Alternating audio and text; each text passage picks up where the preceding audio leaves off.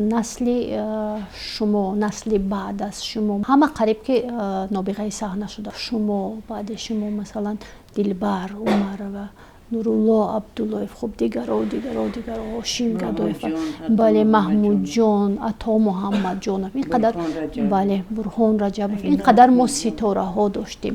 вале бубинед дар ин насле ҳаст ки дар замонҳои масалан душвор ва тарбия ёфтанд ва ҳамин гуна ба ҳамин қуллаҳо расиданд. вале чаро мо имрӯз аз байни насли ҷавон масалан на дар театр, на дар кино ҳамин гуна ситораҳое надорем ки мардум яъне ки бо тамоми ҳастиашон онҳоя дӯст доранд, эътироф кунанд. шояд дар кино ҳам дар театр ҳам ҷавонои мо насли ҷавони театру кино ба муваффақиятҳо ноил мегарданд, дар хориҷи кишвар мераванд, ҷоизаҳо мегиранд, вале дар байни мардум онҳоя камтар мешиносанд. сабаб чи аст? барои тарбия кардани ана ҳамин гуна насле ки масалан Марьями дигар бошад, Атои дигар дар саҳнаи тоҷик пайдо шавад, чӣ бояд кард? дар бораи насли мо бисёр навиштанду хоҳем нахоҳем аллакай мондем мо. ин аз мо аллакай ина ҳеҷ кас гирифта наметавонад.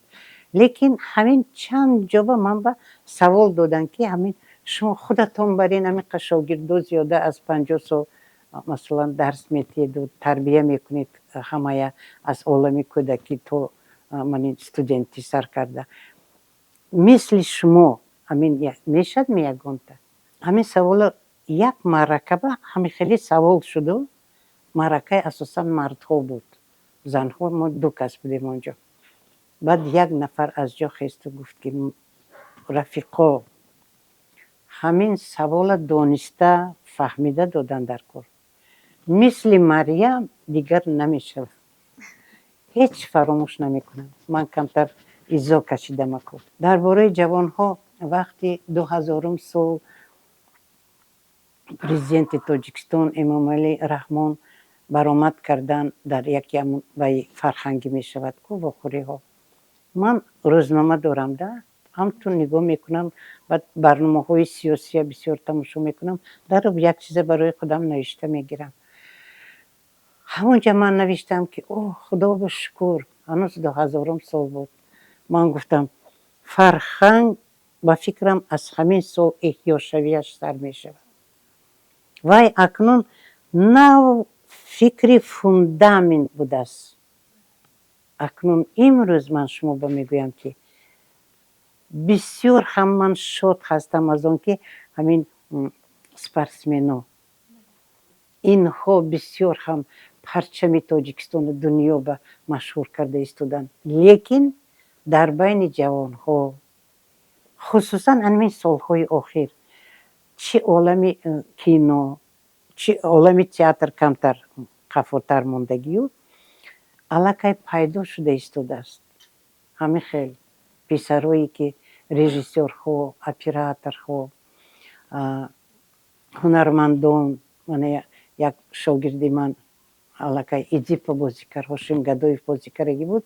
дар кадом сину солу кадом таҷрибаю саҳна ба монду ин бошад ҳанӯз студент буду кори дипломӣ ба вай устодашам ҳамин асара монд барои ҳамиш ҳозир театри мо ба омадагӣ бо дигар ҷавонҳо ҳаст ки мо бисёр умед дорем. лекин беҳтарин ҷавонҳое ки 3 сол 4 сол мебиёнд театр ба репертуари нав мемонем вайҳо гати кор мекунем вайҳо баромада Россия меранд.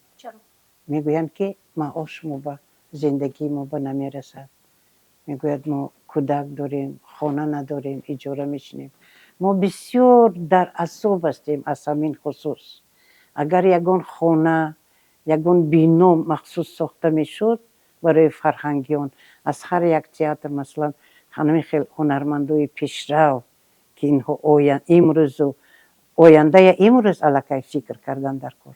хуб дар намоишномаи Армони модар шумо нақши модареро мебозед ки яъне келин ба писарашро бурда дар хонаи мӯйсафедон мегузоранд ва вақте ки ба аёдаташ мераванд аз паси мошини писараш давида меафтад. бисёр лаҳзаи дилрешкунанда аст ва мехостам дар бораи ҳамин намоишнома каме маълумот диҳед ва суоли дигарам ин аст ки муносибати келину хуштоманҳо солҳои охир дар ҷомеаи мо то рафт душвортар шуда истодааст. Яъне келинҳо хуштоманро бадгӯӣ мекунанд, ғайбат мекунанд, аз хуштоман меноланд.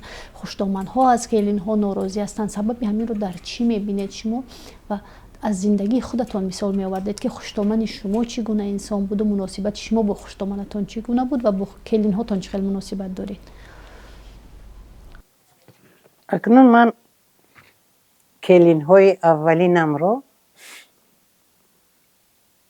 чун фарзанд, чун духтарам, барои он ки масалан духтари ман хони дигар кас ба келин шуда мерад, вай модарам фарзанди мана қабул кунад.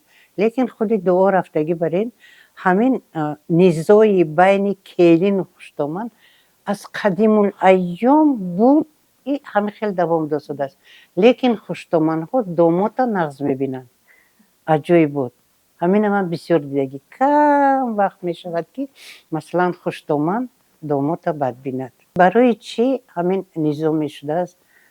Барои ки модар фарзандаша дӯст медорада, аз ҷону ҷигараш барои вай ҳама чиза муҳайё мекунад, ҳама гуноҳҳои вайя мебахшад. Модар чӣ мехоҳад? Модари ҳақиқӣ модар ҳар хел мешавад. ман модарои дигар модарои он хелиам камтар минус доштагиҳоям бозӣ кардагӣ. Мехоҳад ки ҳамин келинаш шахсе бошад ки ҳамин фарзандаша ҳам модар шавад, ҳам хоҳар шавад, ҳам зан шавад, ғамхор шавад. Чунки вай мулкаша дар симои ҳамон писараш мулкаша вай ба месупорад келинаш бас. Вақто ки вай мебинад ки вай келин беэътиноӣ мекунад, вай гапгардонӣ мекунад, вай нағз шушта наметонад, вай нағз пухта наметонад, вай нағз кадом ҳолат кати аз кор омад дили вай банед. Ана ҳамин ба ҳамин шогирди ман, ҷонаки ман, барои ман вай ҳамеша зинда аст. аловидин як саҳна нишон дода ки ман бисёр ҷо ба ҳамона мисол мебарам ки вақто шикоят кара мебиёд ки ҳамин шавҳарам мана палво мекунаду ҷанҷолу ҳама хеле гуфта вай мекунад, баъд ҳамунҷа модар иштагӣ ба алафая гирифта мегӯяд ки ман ҳамина гир мегӯяд. Вақто ки шавҳарам мебиёд ҳамин алафҳои хоидан гир интур. баъди чанд вақт вай гашта мебиёяду баъд мегӯяд ки ҳамин хел зиндагимон нақш шуда, ҳамонтор ки меомад ҳамин алафҳои хоидан ҳамин алафҳоя хон зунукат гирад, зунуката гир. ана ҳамин қадар калима хай гапи бисёр, чӣ мардак сергап бошад, миҷин бошад, чӣ зан, чӣ дар кор, гапа камтар гуфтан дар кор, иззату ҳурмат. хай инак мо сухан кардем, ина гуфта намешавад. ин дар муносибат он вақт пайдо мешавад ки вай духтарак дар ҳамин хел оила тарбия ёфтааст, ҳамин хел зиндагия дидааст, ҳамин хел насиҳатҳои момою бибию модару падару бобою чӣ хеле ман худамро таъриф накунам. ман ҳамина гирифтагӣ аз ҳамон хурдимо ҳама чиза мо ба ёд медодан, бо мо худамо ёд мегирифтем. ин хеле дутарафа мешавад. Яктарафа хеле мешини вай ҳазоре ёд тияд агар ту нахоҳӣ вай намешавад. мо дар хона ҳама корро дастӣ мекардем. ҳозир ҳама техника шудааст. либоса техника мешавад ва хӯрокпазию дигару вай барқу хай пеш газ буду дигару дигар чизҳо. ва ё чӣ кори хонаӣ мекунанд? ҳамон кори мекардагиам. баъд бисёр ҳам бозорҳо вақташ ба мо вақте шуд ки мо пул доштему чиз намеёфтем харем. ҳамон чизи дар корӣ. баъд беҳтарин сару либоса ҳунармандон мепӯшиданд. ҳозир мо ҳунармандон мондем онҷа ба. мо баръакс дигаро ҳунарманд шудагӣ. мо вайҳоя тамошо мекунем. аз сару либосҳои ҷарақи тиллои тангаи пӯшидагии вайҳо. ана ҳамин шароитҳои нағза ба қадраш нарасида, азобу машаққата надида, накашида, вайҳо қадри ҳичи ба намерасанд. ва ё фақат талаб мекунанд. ҳамту ки агар калимаи не шуд, аллакай хо мард бошад, хо зан, бо ҳарду тарафам баъзан вай мешавад. баъзан мардакҳо инҷиқ мешаванд, қаҳрчӣ мешаванд, сергап мешаванд. гуфти вай ки ҳарчӣ ба ҳамин ҳамроҳ шудан мегиранд. рафиқ мардака мана саҳнаи дидагӣ кушум вай мардака бинед ахир ман ҳамонҷа худама мурда карда партофтам набошад асар ба ин чиз набуд гуфтам убайдулло бо мана нахандонӣ ман бисёр шайтонам ганда як хандам омин мешавад вай бо бисёртар ҳамин гапа бо наздик шуда ҳамин хеле як бор ин хеле бо ба ҳуш омадам баъд тамоман мурда карда худам ана марҳамат як мисоли равшан шумо ба ин мобайн ба аз ҳама як чизидаҳшат аст кӯдако маҳрум мешаванд аз меҳри модар вай модар аз шавҳараш бисёриҳо ман медонам ҷудо шаванд аламашон аз кӯдакошон мегиранд мезананд вайҳоя азоб метиҳанд умуман ман маслиҳат метиҳам ки хурдми калонми хона ба оила ба давлат ба куҷое ки корхона ба зулм лозим не зулм бисёр як чизи даҳшата ба вуҷуд мебиёрад вай зулма ба ҷавобаш ҳаст худо имон тиҳад ҳар кас ба инсоф тиҳад агар имону инсоф набошад худи вай ин хулоса ба набиёд ин ёд додану фаҳмондану ин чиз